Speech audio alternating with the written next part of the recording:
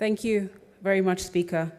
As the only visually impaired senator in the House, it was difficult for me to know if I would catch your eye, but I'm glad that I have. And I thank you for the opportunity to also, with some of my colleagues, oppose this motion. Mr. Speaker, I've heard a colleague use the book of Nehemiah to prosecute her support of this motion. But what exactly did Nehemiah say when he was urged to retreat? What was Nehemiah's decision when people were trying to distract him from his work? Mr. Speaker, Nehemiah said, I am doing a good work and I cannot come down. And that's what Gen Z are also saying to the executive and to members of parliament, that they are doing a good work, standing up, speaking for themselves and for their colleague young men and women who are out in the streets, Mr. Speaker, and they cannot come down. And neither should we in this Senate. How can we go on a recess? Why are we going on a recess? We have just come from a 3-week recess period, Speaker. Why do we need 2 more weeks to reflect? This is a house of reflection, and we have to do it while we're sitting in these seats and when we're speaking in these microphones. That's what we're here to do. Parliament stands to represent its people. Parliament, Mr. Speaker, does not close to run away from its people. I want to urge and persuade those who have not spoken yet to also concur in opposing this motion, not because of disrespect, but because of respect for the young men and women who have lost lives, who are now muted because they cannot speak due to yesterday's horrifying scenes. We can't go home. Are we trying to say that renovations of windows and offices are more important than speaking for bloodshed and lives lost yesterday? We cannot, Mr. Speaker. And I, as a young person, as the first young person speaking to this motion, as a youth in this House, I am speaking for the youth who are outside of this House. We cannot go on a recess. It is wrong, and it would be completely insensitive to do so. Mr. Speaker, darkness fears democracy. I rarely wake up in the morning wishing for my eyesight to be restored, but what a sight to be able to behold. This last week had me aching with desire to see my fellow youth in the most spectacular display of patriotism, camaraderie, and putting up a first-rate masterclass on demanding that governments be held to account for the entire world to see. And yes, they have seen. But unity, Mr. Speaker, has been violently gunned down in the streets, not by men, but by monsters who have no concern for human life. Although this government has demonstrated that lifeless Kenyan bodies are not to take precedence over their punitive finance bill, young Kenyans have looked their oppressor dead in the eye and shown them that when it comes down to the wire, there are only 2 times to be brave: when you feel like it and when you don't. My profound disappointment with the current government and its forceful assault on crowds of innocent youth, Speaker, by its nefarious police officers who have gone rogue on unarmed young citizens peacefully exercising their constitutional right towards an uncaring, a corrupt, and wasteful government in their eyes that has turned its back on them, cannot be emphasized enough, Speaker. The brute force used against young, unarmed protesters reveals the operating system built into the fabric of today's government. And when they kill us, Speaker, they're killing themselves. The arrogance from some of these top government officials has been outrageously condescending to young people, disgusting and reminiscent of narcissistic abuse. You call us wankers and clueless children of plunderers. Then you say you're proud of us for making our voices heard peacefully. Then abduct defenseless children using state machinery and escalate a peaceful demonstration of young people with phones, twigs, and water bottles in their hands into barbaric scenes of bloodshed. Young people, Mr. Speaker, were not out to kill.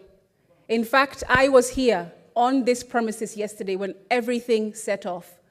And whilst I was separated from my security guard, Mr. Speaker, I also saw another member of parliament from the National Assembly who is a wheelchair user, who voted yes to the finance bill, also having been separated from his team and his aides and bodyguard. He was stranded, Mr. Speaker, couldn't run, couldn't hide in his wheelchair. And you know what happened when those kids entered this premises?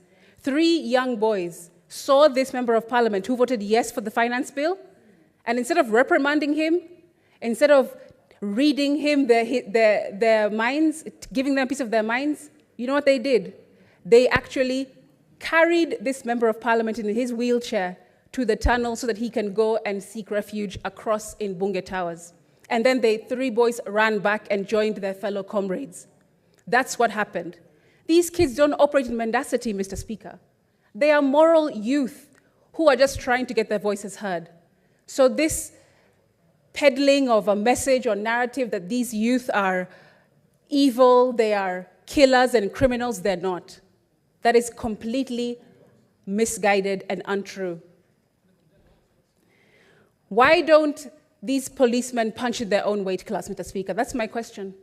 I've been asking myself, would they come into parliament and try and abduct or take on Aledama Olekina? Would they be able to have the balls to come and abduct and violate the safety of Samson Cherargei? They wouldn't, Speaker, because they know that all they're doing is showing a brute force, using their shields and using their armor and using their artillery, pouring it on young, defenseless Kenyans. And you know, clinical psychologists will tell you that narcissists will first love bomb you, then they'll manipulate you, then they'll gaslight you into believing their lies, then they devalue you, and finally, Speaker, they discard you once they have what they want. We young people have seen every single stage of these narcissistic behaviors in this government. And since they complained that over 8 million of us did not come out to have our voices heard in the 2022 elections, Mr. Speaker, we are here now. And an estimated 25 million came outside in every corner of the country yesterday to say that we reject this finance bill because we would rather die on our feet than live on our knees. We are not the generation who are silenced with every carrot dangled in front of them, Mr. Speaker. We are the generation that asks questions and demands accountability because we understand that we are rich, and only if the money that we refuse tastes better than the money that we accept. Gone are the days, Speaker, when governments can rely on using methods to numb their people through controlling the media, through controlling education, and controlling the church, which used to be houses of God, and now have turned into dens of thieves. So, Mr. Speaker, we're saying as young people, go ahead, push that narrative all you want about our international financier. That's a scapegoat, because you won't find one. Unity is our financier. Liberation, passion, justice, anger, disillusionment, and dissatisfaction are all our financiers. This is the reason why I oppose going on recess, Mr. Speaker, especially at such a sensitive time in our country. Mr. Speaker, this finance bill is without a doubt designed to be esoteric. I believe that it's relied upon for citizens not to understand this document in full.